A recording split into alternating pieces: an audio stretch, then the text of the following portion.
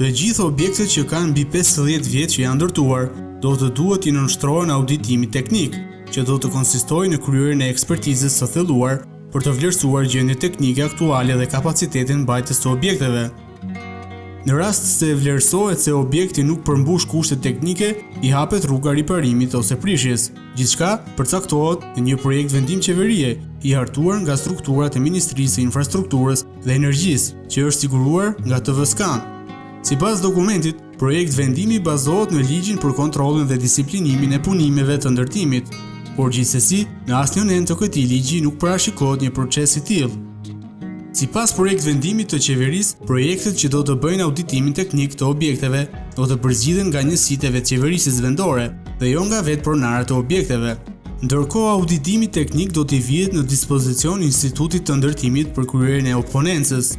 Pas kryerjes së oponencës, vendimi për prishje të objektit mund të merret në rast se vlera për riparim është e barazvlefshme ose më e madhe se vlera për ndërtimin e tij. Gjithsesi, nuk specifikohet se çfarë do të ndodhë me trullin në Godinat dhe pronarët e tyre.